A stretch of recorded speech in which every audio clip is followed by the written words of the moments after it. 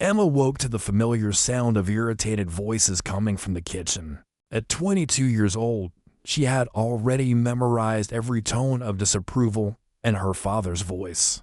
"She's good for nothing anyway," Harold muttered to his wife. "Look at her, can't even find herself a decent husband." The words cut through the thin walls of the house like daggers. Emma remained motionless in bed, her eyes fixed on the cracked ceiling. It wasn't the first time she'd heard these words, but today they seemed heavier. "Hey there. Thanks for being here. Leave a like, subscribe, and tell us in the comments where you're watching from and what you think of the story." "Let's keep going, Harold. She's our daughter," her mother protested in a low voice. "A daughter who only brings us shame." Emma closed her eyes. 22 years of life, and each one marked by the feeling of being a burden. Her dull brown hair, her small eyes, her plain face, everything about her seemed to confirm her father's words. She rose silently and walked to the foggy mirror. The reflection staring back at her was that of a woman who had learned to hide, to occupy the smallest space possible outside in the small town of Cedar Falls, Montana. The day promised to be like all the others. Another day of being invisible. Another day carrying the weight of being unwanted. But neither Emma nor her father knew that this would be the last day of her life as she knew it. The knock on the door came just after noon, interrupting the tense silence that had settled over the house like dust. Emma was washing dishes, her hands moving mechanically through the soapy water while her mind replayed her father's warning words. "I'll get it," Harold announced, his heavy boots echoing across the wooden floor. Emma dried her hands and peered. Around the corner, through the screen door, she could see the silhouette of a tall man. His long black hair was braided down his back, and he wore clothes that seemed foreign to their small Montana town, leather and beads. "That caught the sunlight, you Harold Mitchell?" the stranger asked. His voice was deep, steady. "Depends who's asking." "Name's Joshua White Eagle. Heard you might have something to trade." Emma's breath caught. "Trade?" Her father stepped outside, closing the door behind him, but their voices carried through the thin walls. She pressed herself against the kitchen wall, straining to listen. "You're the one Tom Bradley mentioned," her father said, "the native fellow." "I am." "Well, come inside then. Let's talk business." The screen door creaked open. Emma quickly returned to the sink, but she could feel the stranger's presence as he entered their small living room. There was something different about him, a calmness that seemed to fill the space around him. "Coffee?" Harold offered, though Emma knew they barely had enough for themselves. "No, thank you." "So, Bradley says you're looking for companionship." Emma's hands froze in the dish water. The plate she was holding slipped from her fingers, clattering against the bottom of the sink. "Emma." Her father barked, "Come here." Her legs felt weak as she walked into the living room. The stranger, Joshua, stood near the window, and when he turned to look at her, his dark eyes were neither cruel nor kind. They were simply assessing. "This is my daughter," Harold said, the word daughter carrying the weight of disappointment. She's available." Emma's cheeks burned with shame.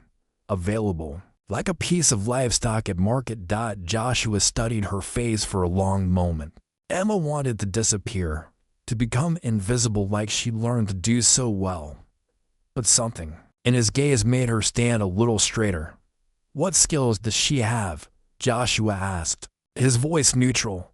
Harold laughed bitterly. "Skills? She can cook, I suppose. Clean. Not much else. She's not what you'd call pretty." The words hit Emma like physical blows. She stared at the floor, wishing it would swallow her whole. "I can work," she said quietly, surprising herself by speaking. "I can learn." Joshua nodded once. "That's what matters." Harold clapped his hands together. "So, we have a deal then. I was thinking maybe some of those beads you people make, or I'll take her." Joshua interrupted. "When can she be ready?" "Now. If you want, she doesn't have much." Emma looked up sharply. "Now." Her heart hammered against her ribs. This was really happening. Her father was trading her away like she was nothing more than an unwanted possession. "Get your things," Harold ordered. "Don't keep the man waiting." As Emma stumbled toward her room, she heard Joshua speak again. "She comes willingly, or not at all." Harold's laugh was harsh. "Trust me, she's got nowhere else to go." In her small bedroom, Emma stared at her few belongings. A worn dress, a faded photograph of her mother's sister, a book of pressed flowers she'd made as a child. Everything she owned could fit in a single bag. Her hand shook as she packed. Outside her window, the familiar streets of Cedar Falls stretched toward the mountains. She had never imagined leaving this place, and certainly not like this. But as she listened to the murmur of voices in the next room, a strange thought occurred to her. For the first time in her life, someone had looked at her and said, "I'll take her," without disgust in their voice. Maybe, just maybe, being unwanted by her father didn't mean she was unwanted by everyone. Emma emerged from her room, carrying a single canvas bag, her entire life reduced to what could fit in her trembling hands. Joshua waited by the door, his presence somehow both commanding and patient. "Ready?" he asked simply. She nodded, not trusting her voice. Harold didn't even look up from his chair as she walked past him toward the door. No goodbye, no moment of hesitation or regret, just the creak of floorboards and the sound of her own heartbeat. "Don't expect her back," Harold called out as they reached the porch. "She's your problem now." Joshua paused, his hand on the screen door. "She's not a problem to solve." The words hung in the air as they stepped outside. Emma had never heard anyone defend her before, and the simple statement made her chest tight with something she couldn't name. Two horses waited tied to the fence post, a large bay stallion and a smaller painted mare. Joshua gestured toward the mare. "Can you ride?" "A little," Emma admitted. She had ridden old Bessie around the farm as a child, before her father sold the gentle mare for drinking money. Joshua helped her onto the painted horse with surprising gentleness, his hands steady and respectful. When he mounted his own horse, Emma noticed how naturally he moved, as if he and the animal were one being. They rode in silence through the dusty streets of Cedar Falls. Emma had walked these same roads 1,000 times, but now, seeing them from horseback beside this quiet stranger, everything looked different. Smaller somehow. Mrs. Henderson was hanging laundry and stared openly as they passed. The postmaster paused in his work to gawk. Emma had always been invisible in this town, but now, riding beside Joshua, she felt exposed and strange. "Where are we going?" she finally asked as they reached the town's edge. "Home," Joshua replied. "My home. It's a 3-day ride, 3 days." Emma had never been more than 10 miles from Cedar Falls in her entire life. The thought should have terrified her, but instead, she felt something unexpected stirring in her chest. Curiosity, perhaps, or maybe just relief at leaving everything familiar behind. As they climbed into the foothills, the landscape began to change. Pine trees replaced the sparse grassland, and the air grew thinner and cleaner. Emma found herself breathing more deeply than she had in years. "Why did you choose me?" she asked during a brief rest beside a mountain stream. Joshua was watering the horses, his movements economical and sure. "I didn't choose you," he said quietly. "I chose to give you a choice."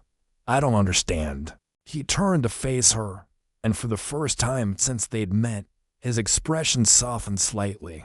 "Your father sees you as a burden. That doesn't make it true." Emma stared at him, searching for the lie in his words, the hidden cruelty she'd learned to expect. But his dark eyes held only honesty. "You don't know me," she whispered. "No," he agreed. "But I know what it's like to be seen as less than you are." They remounted and continued climbing. As the afternoon wore on, Emma found herself studying her companion. His face was weathered but kind, marked by laugh lines around his eyes. His hands on the reins were scarred but gentle. He rode with the confidence of someone who belonged in this wild landscape. When they made camp that evening in a small clearing, Joshua built a fire with practiced efficiency. Emma sat awkwardly on a fallen log, unsure of her role in this strange new dynamic. "You hungry?" he asked, pulling supplies from his saddlebags. "I can cook," she offered quickly. "I mean, if you want me to. I know you took me to work, and I'd Emma." His voice was firm, but not harsh. "I took you to give you a chance at a different life. Not to be my servant." She stared at him across the flickering flames. "Then what am I supposed to be?" Joshua was quiet for a long moment, stirring something in a small pot over the fire. "Whatever you choose to be," he said finally. "That's up to you now." As they ate in companionable silence, Emma realized that for the first time in her life, no one was telling her she was worthless. No one was comparing her to someone prettier, someone more useful, someone more wanted. The stars emerged overhead, more brilliant than she'd ever seen them in town.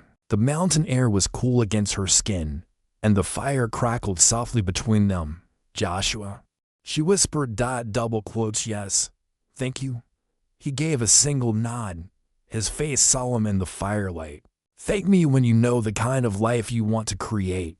The night, wrapped in a blanket beside the dying embers, Emma drifted off to sleep to the sound of wind rustling through pine trees and the steady breaths of nearby horses. For the first time in years, she didn't fall asleep hearing her father's disappointed voice echoing in her mind. Instead, she dreamed of wide-open skies and endless chances. The second day came with fresh difficulties. Emma's muscles were sore from the unfamiliar riding, and her pale skin had already begun to burn, even with the cool mountain breeze. Still, she said nothing, unwilling to appear fragile or fussy. Joshua noticed all the same. "We'll take more breaks today," he said as they ate a morning meal of dried meat and water. "I'm okay," Emma responded quickly. "I don't want to slow you down."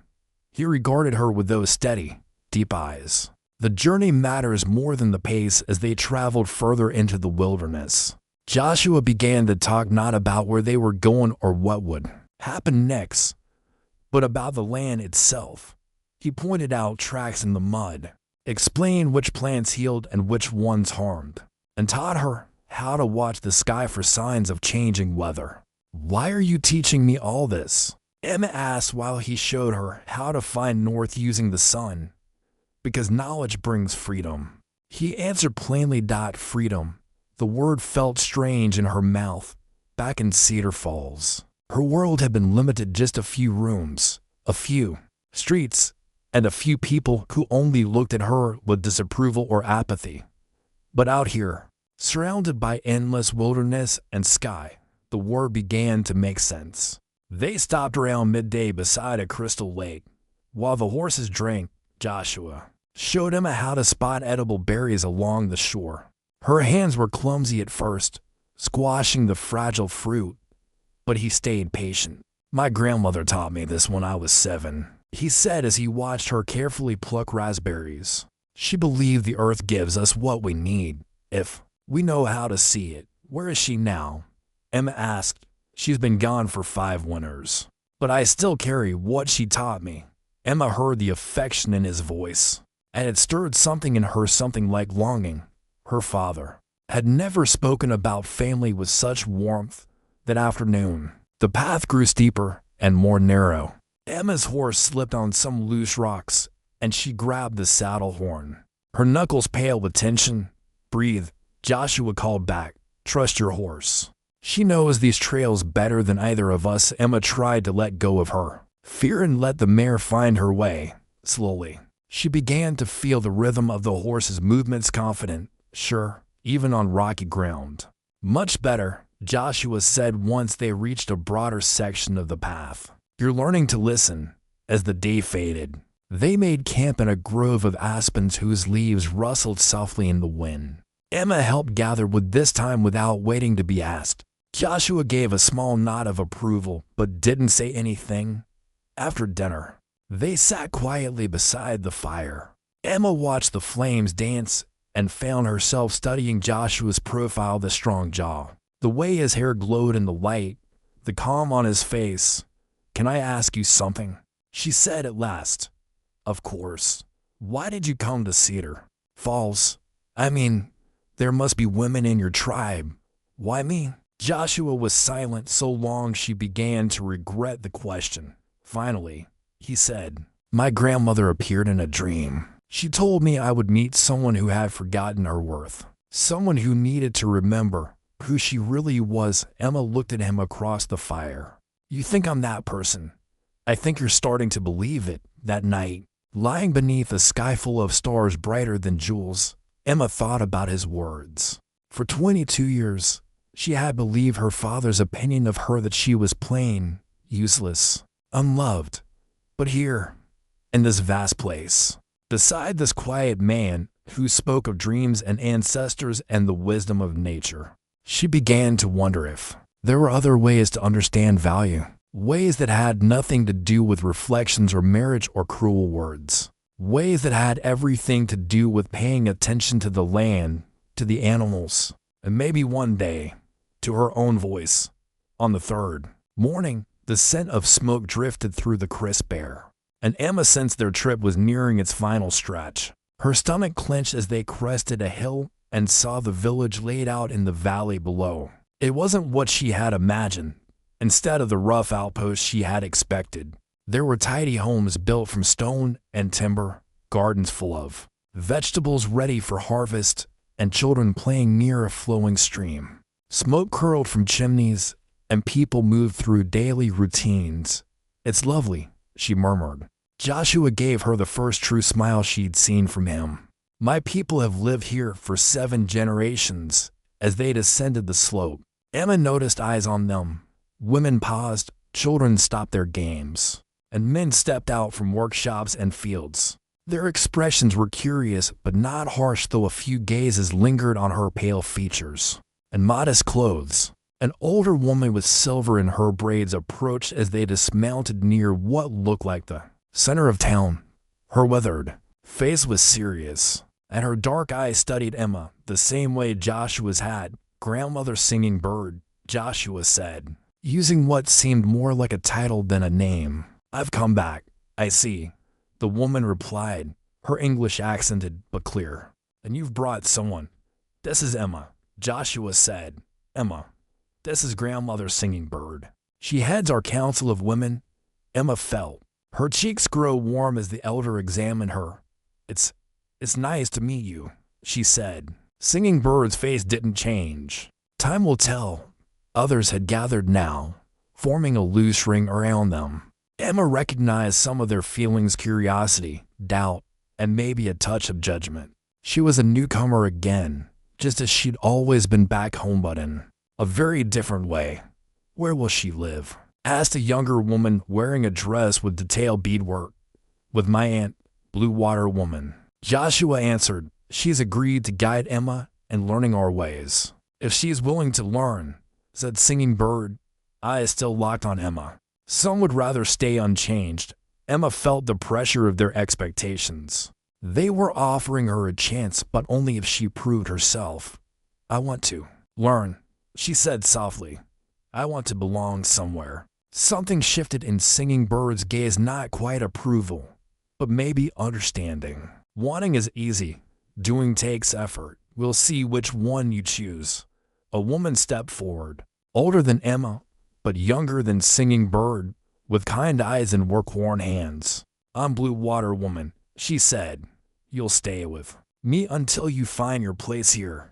"Thank you," Emma said, thankful for the kindness in her tone. As Joshua led her toward the small home, Emma heard quiet voices behind them, some in English, some in a flowing language she didn't know. She caught phrases: "Joshua's woman, pale like snow. Let's see if she lasts," the word stung. But instead of shame, she felt something else rise within her: resolve, perhaps. Or maybe just a refusal to be dismissed again. Blue Water Woman's house was modest but welcoming, with woven rugs underfoot and dried herbs hanging from the ceiling. She showed Emma a corner where she could lay out her bedroll. "Rest today," the older woman said gently. Tomorrow, we start. Start what?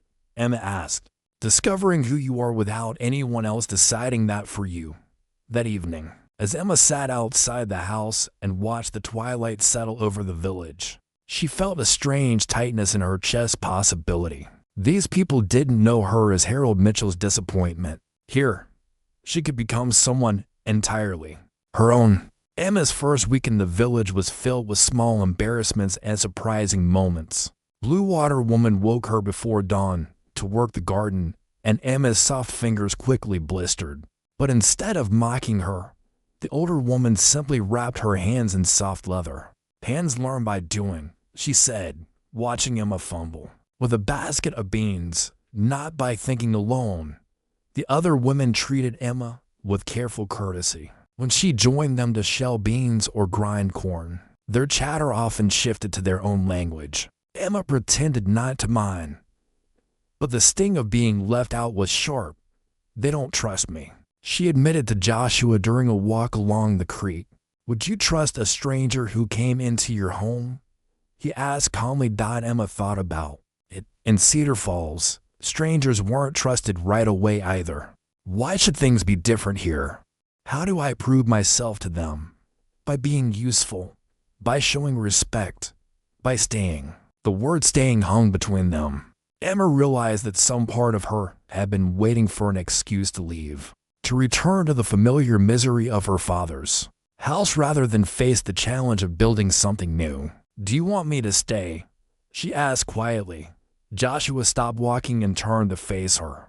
In the twilight, his features were shadowed, but his voice was certain. I want you to want to stay. The next morning brought a test Emma hadn't expected. Grandmother Singing Bird appeared at Blue Water Woman's door carrying a large basket and wearing an expression that brooked no argument. Come, she said to Emma. Time to see what you're made of. They walked to the edge of the village where wild, medicinal plants grew in abundance. Singing Bird began pointing out different herbs, explaining their uses in rapid, precise English. Emma tried desperately to remember everything. This plant for fever, that one for wounds, another for easing childbirth. Now you try, singing. Bird said after an hour of instruction. Find me something to calm an anxious stomach. Emma studied the plants around her, her mind racing. Finally, she knelt beside a cluster of small white flowers she thought looked familiar. This one. Singing Bird's face remained impassive. Why that one? The smell, Emma said hesitantly. It reminds me of chamomile tea my mother used to make when I was sick. Good nose, Singing Bird said with the barest hint of approval. What else do you see? They spent the morning this way. Was Singing Bird testing Emma's observation skills and memory? Some answers were wrong, but Emma noticed that the older woman seemed more interested in her reasoning than her accuracy. You have careful eyes, Singing Bird said as they walked back to the village. Their baskets full of herbs. But you doubt what you see. I've been wrong about things before. Emma admitted, being wrong is how we learn to be right. But being afraid to try is how we stay ignorant. That afternoon, Blue Water Woman taught Emma to prepare the herbs they'd gathered, showing her how to dry some and make tinctures from others. Emma's hands were growing steadier, her movements more confident. You're changing, Blue Water Woman observed, watching Emma carefully measure drops of plant extract into a small clay pot. Emma looked down at her hands, now calloused and stained green. From plant juices, is that good or bad? That depends on what you're changing into as the sun set. Emma realized she hadn't thought about Cedar Falls or her father in days. Her world had shrunk to this valley, these people, these new skills that her hands were slowly learning. For the first time in her life, she was becoming useful in ways that mattered. 3 weeks into her new life, Emma faced her first real crisis. Little Win, a 5-year-old boy from the village, fell into the stream during the evening and struck his head on a rock. When they pulled him out, he was unconscious and bleeding. Get Grandmother Singing Bird, someone shouted. But the older woman was visiting relatives in another village and wouldn't return until morning. Blue Water Woman knelt beside the child, her face grim. The bleeding won't stop, she said, and his breathing is too shallow. Emma found herself pushing through the circle of worried adults. Let me look. She heard herself say to Emma. No, Blue Water Woman warned. This is not the time for please. Emma's voice was steady despite her racing heart. I know something about head wounds. It was true. Her father's drinking had led to more than one accident over the years, and Emma had learned to clean cuts and stop bleeding out of necessity. But this was different. This was a child, and these people were trusting her with something precious. She examined the boy's head wound carefully, her hand surprisingly steady. It looks worse than it is, she said. The bleeding is heavy because it's on his scalp, but the cut isn't deep. We need to clean it and apply pressure. What about his breathing? Asked Windcaller, the boy's father. Emma hesitated. This was beyond her experience, but something in her grandmother's voice echoed in her memory. Instructions about fever and breathing that she'd thought long forgotten. Help me turn him on his side, she said. His tongue might be blocking his airway. As they repositioned the child, his breathing did seem to improve slightly. Emma worked quickly, cleaning the wound with boiled water and applying the herb poultices Blue Water Woman handed her. Her hands moved with a confidence that surprised everyone, including herself. Hold this compress firmly, she instructed Windcaller. Don't let the pressure up for at least 10 minutes. The boy's eyes fluttered open just as Joshua arrived, drawn by the commotion. He looked from the child to Emma, his expression unreadable. He's going to be fine, Emma said, suddenly aware that every adult in the village was staring at her. But someone should watch him tonight. Head injuries can be unpredictable. Oh, watch him, Windcaller said, his voice thick with gratitude. Thank you. As the crowd dispersed and the boy was carried home, Emma found herself alone with Blue Water Woman and Joshua by the stream. Where did you learn that? Blue Water Woman asked. Emma looked down at her hands, still stained with the child's blood. My father, he got hurt sometimes. I had to learn to take care of things. You could have told us you had healing knowledge, Joshua said. I didn't think it was real knowledge, Emma admitted. Not compared to what grandmother's singing bird knows. Blue Water Woman studied her with new eyes. Different knowledge doesn't mean lesser knowledge. Tonight you saved the child because you trusted what you knew. Word of Emma's actions spread quickly through the village. The next morning, Windcaller's wife brought her a small pouch of beads as thanks. Other women began nodding to her with respect, instead of mere politeness. But the most significant change was in how Emma saw herself. For the first time, she had acted without asking permission, without doubting her worth, without waiting for someone else to tell her what to do. You're standing differently, Joshua observed as they walked together. That evening. Emma considered this. I feel different, like I'm here, really here. Where were you before? Hiding, she said simply. Always hiding, Joshua smiled. Hard to hide when people need you. That night, as Emma lay in her bedroll listening to the sounds of the village, settling into sleep, she realized something fundamental had shifted. She was no longer just surviving in this place. She was becoming part of it. Emma's newfound acceptance was tested when grandmother's singing bird returned to find the village, buzzing with stories of the white woman who had saved little Win. The elder's reaction was not what Emma had expected. Show me what you did, Singing Bird commanded. Examining the boy's healing wound with critical eyes, Emma demonstrated her technique, explaining her reasoning while the older woman watched in silence. When she finished, Singing Bird nodded once. Curtly, adequate, she said. But don't let one success make you prideful. The words stung. But Emma recognized the wisdom in them. She had begun to feel confident, perhaps too confident for someone still so new to this life. Later that morning, as Emma worked alongside the other women preparing hides for winter, she overheard fragments of conversation that made her stomach clench. She thinks she knows our ways after a few weeks, muttered Crowfeather, a woman near Emma's age who had never warmed to her presence. Joshua brought her here for a reason, replied another voice. But what reason? Men don't always think clearly about certain things. Crow Feather said with a meaningful look toward Emma. Emma's hand stilled on the hide she was scraping. The implications in Crow Feather's tone were clear. They thought Joshua had brought her here as a woman for his bed, not as someone seeking a new life. "Is there something you'd like to say to me directly?" Emma asked. Her voice quieter than she felt. Crow Feather looked up, her dark eyes challenging. "I'm saying nothing that isn't true. A white woman appears with Joshua, lives in our village, learns our ways. What are we supposed to think? You could think that I'm trying to build a life here." Emma replied, "The same as anyone else. Anyone else doesn't have pale skin and strange ways." Crow Feather shot back. "Anyone else doesn't take what belongs to our people. What am I taking? You tell me." The other women had stopped working, their attention focused on the confrontation. Emma felt heat rise in her cheeks, not from embarrassment, but from a growing anger that surprised her. "I take nothing that isn't freely given," she said firmly. "I work for what I receive. I learn what I'm taught. I help when I can.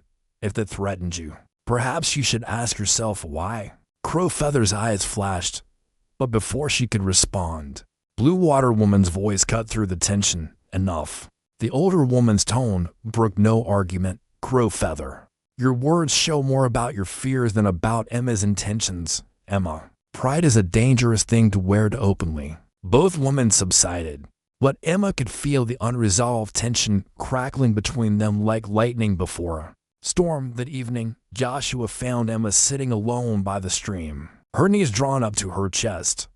"You're troubled," he observed, settling beside her on the smooth stones. "Some people think I'm here to steal something that belongs to them," Emma said quietly. Joshua was silent for a long moment. "What do you think?" "I think I don't know what I'm supposed to be to you," Emma admitted, "or what you want me to be." "I want you to be whatever makes you whole," Joshua said. "Nothing more, nothing less. And if that's not enough for some people, then that's their burden to carry, not yours." Emma studied his profile in the fading light. "Crow Feather thinks you brought me here as your woman. Did I ask you to be my woman? No. Then why does it matter what Crow Feather thinks?" Emma realized he was right, but the question had opened something else in her mind. "What if I wanted to be?"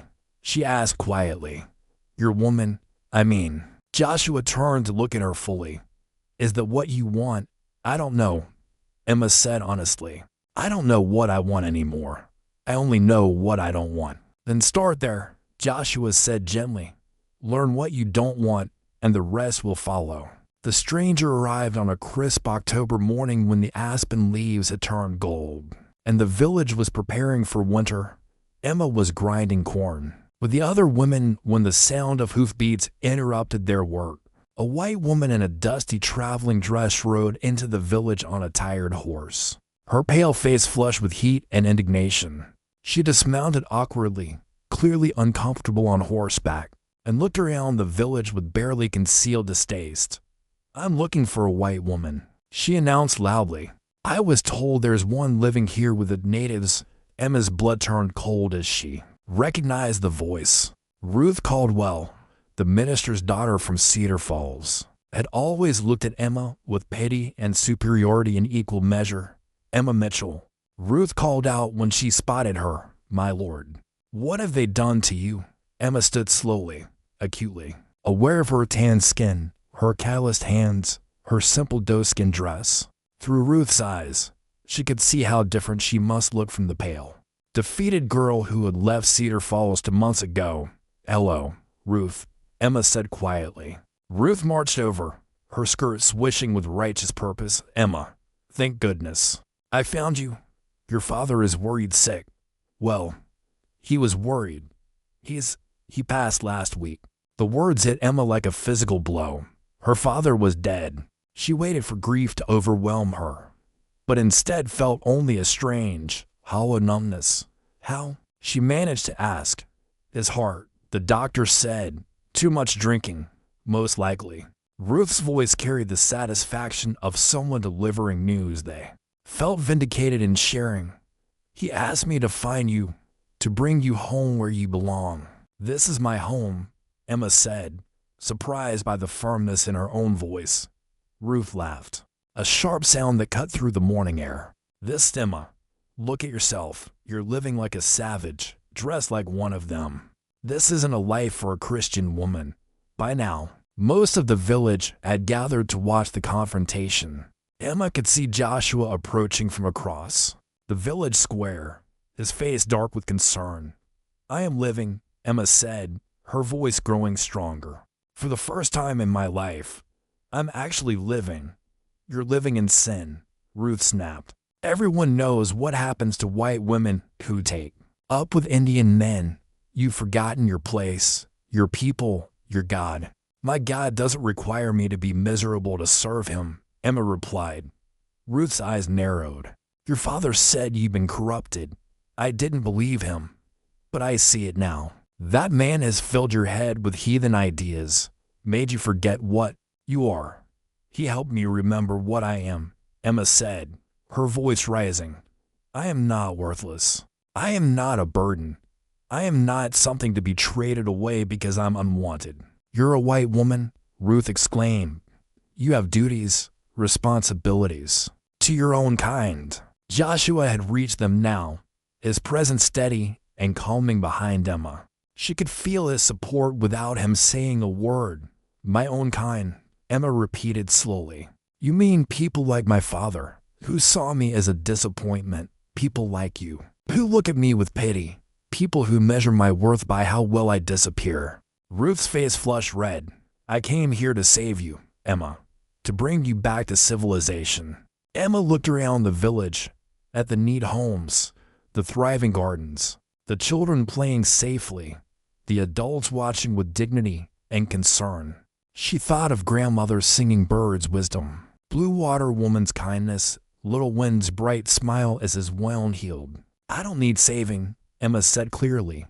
"I need people who see me as I am, not as what they think I should be." Ruth's mouth tightened into a thin line. "When you realize your mistake, don't come crying back to Cedar Falls. Some bridges, once burned, can't be rebuilt."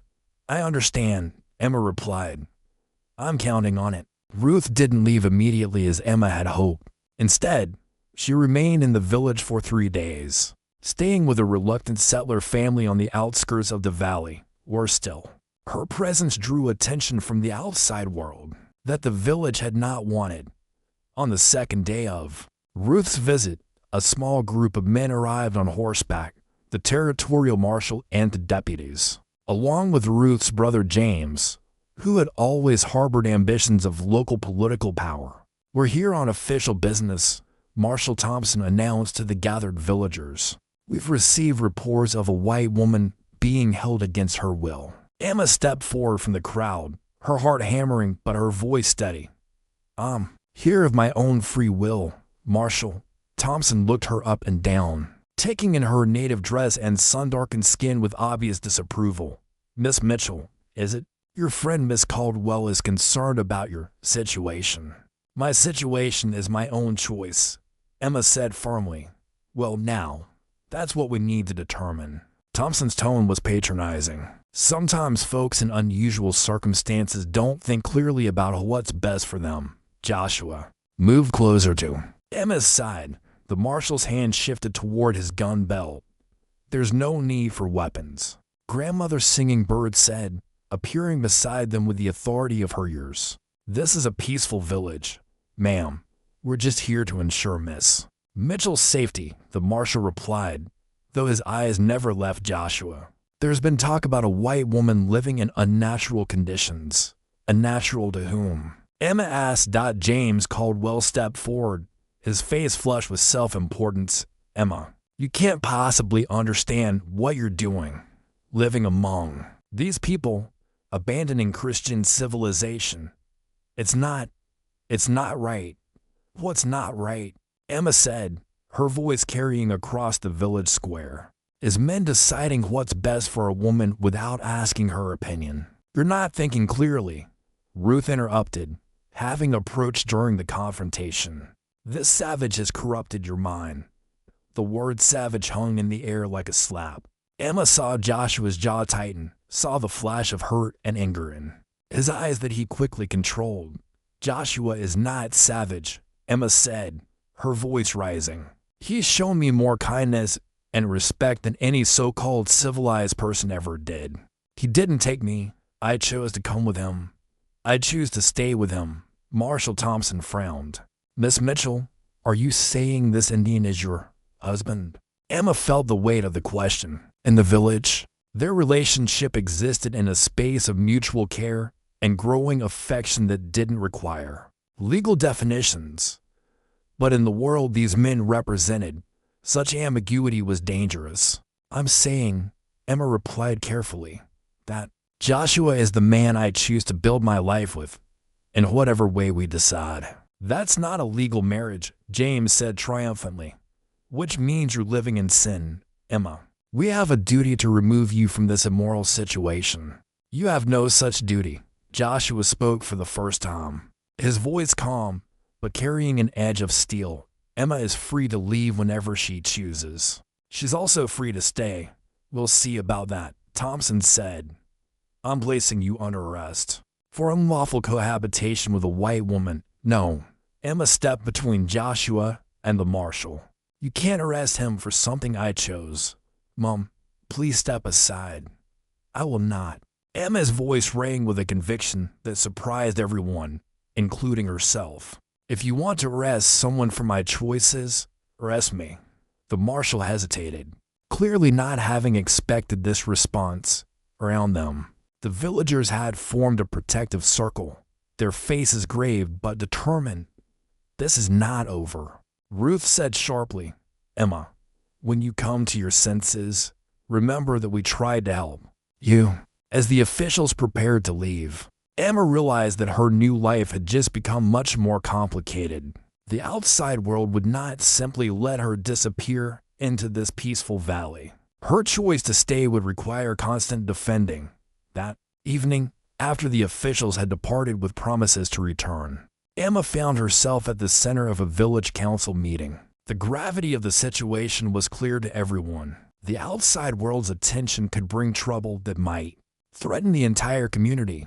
They'll be back, Grandmother Singing Bird said grimly. And next time, they'll bring more men. We could move deeper into the mountains, suggested one caller. There are valleys they've never found. Running solves nothing, Joshua said quietly. They'll keep looking until they find us, and then we'll be seen as fugitives.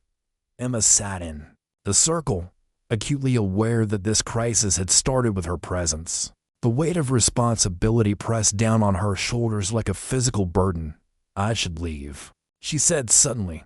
If I go back with them, you'll all be safe. No. Joshua's voice was firm. You belong here now. Do I? Emma looked around the circle at faces that had become dear to her. Look what my being here has brought. Suspicion, threats, danger to all of you. Blue Water Woman leaned forward. Child, every choice carries consequences. The question is whether the choice is worth the price. What if the price is too high for others to pay? Emma asked.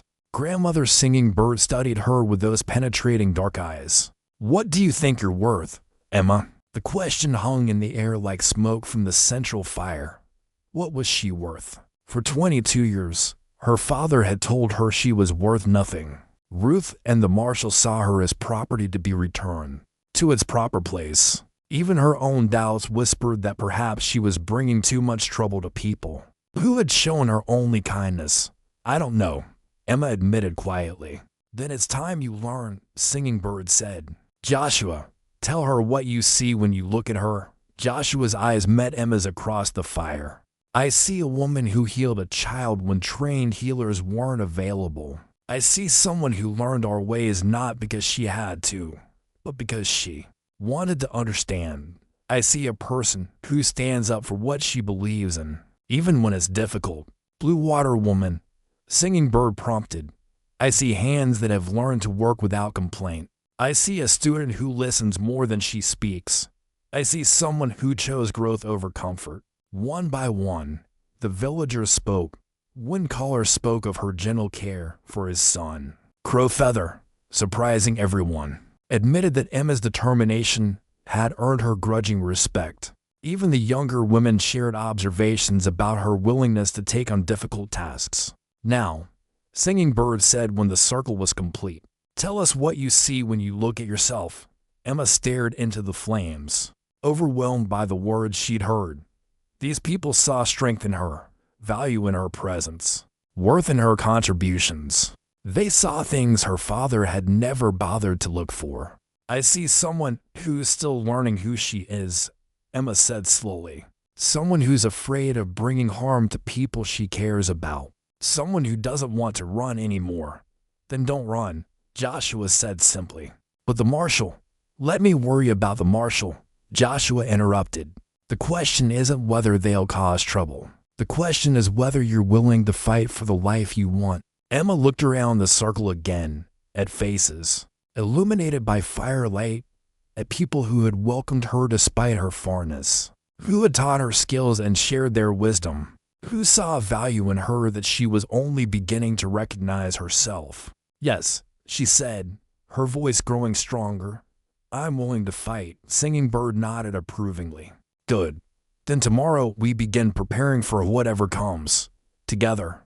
The word "together" settled into Emma's chest like a warm coal.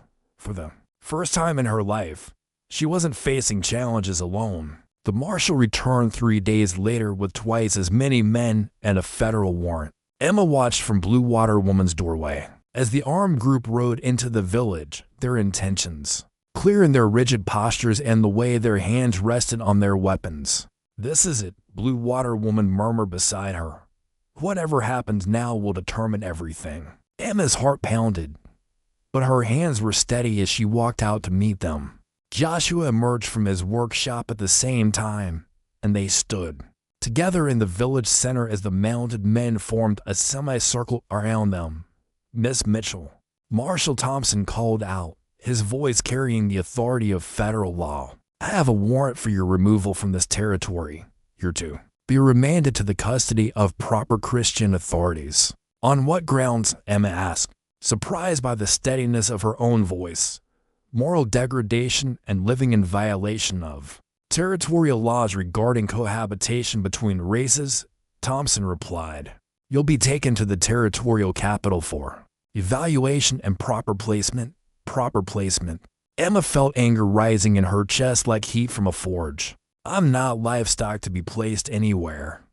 I'm a grown woman making my own choices, ma'am." "The law is clear." "Your law," Joshua interrupted quietly, "has no authority over how we choose to live in this valley." Thompson's hand moved to his gun. "Boy, you're already in enough trouble. Don't make it worse by interfering with federal business." "Federal business?" Grandmother Singing Bird emerged from the crowd of villagers that had gathered. "This is our land, granted by treaty. Our laws govern here. Not when it comes to protecting white women from savage influences." Thompson snapped the word. Savage cracked across the village like a whip. Emma saw the way it hit Joshua, the way his shoulders tensed and his jaw tightened. She saw the hurt flash across his face before he controlled it. Something inside Emma broke open, then not in despair, but in fury. "Savage," she said, her voice carrying across the entire village. "You want to know about savage behavior, Marshal.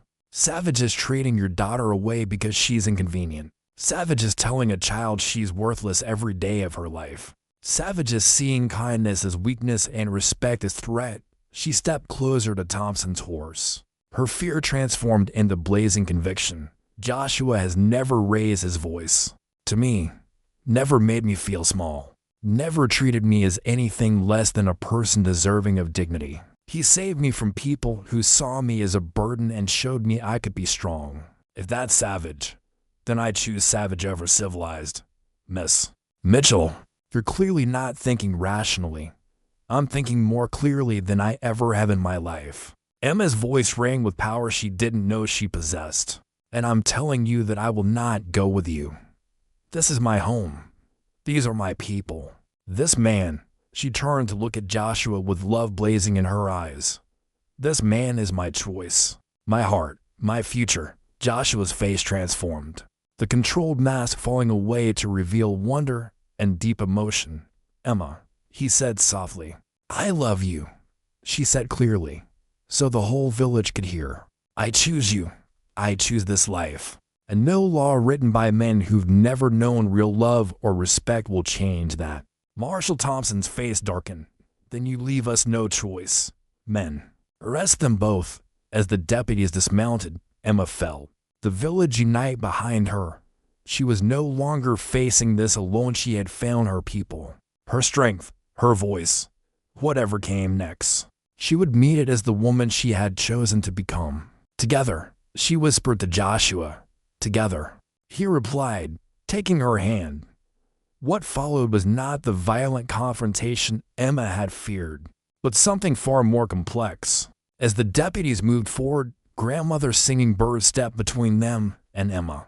Her age frame somehow commanding despite her small stature. Stop, she said, her voice carrying the authority of decades. You are on sovereign land, governed by treaty law. You have no jurisdiction here. Marshal Thompson's face reddened. Ma'am, federal law supersedes. Does it? Singing Bird produced a folded document from her robes. This is the Treaty of 1868, signed by your government and ours. Article 6 clearly states that tribal law governs domestic arrangements within reservation boundaries. Thompson studied the document, his confidence wavering.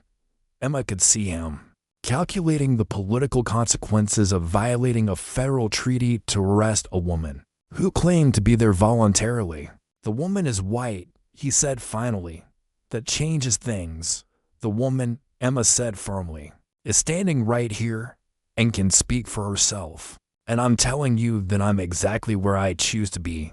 When caller stepped forward, if the marshal doubts our right to govern ourselves, perhaps he should speak with his superiors about the implications of breaking federal treaties. The threat was subtle but clear. A violation of treaty law could bring down political consequences far beyond one stubborn woman's domestic arrangements. Thompson looked around the village, seeing for the first time the organized community, the neat homes, the well-tended gardens. This wasn't the lawless camp he'd been led to expect. Miss Mitchell, he said finally, if you come with us willingly, there won't be any charges filed against anyone else. Emma felt Joshua tense beside her. The offer was a trap, but also an opportunity. Her freedom for his safety. No, she said simply. Emma, Joshua said quietly. If it means no, she repeated, turning to face him fully.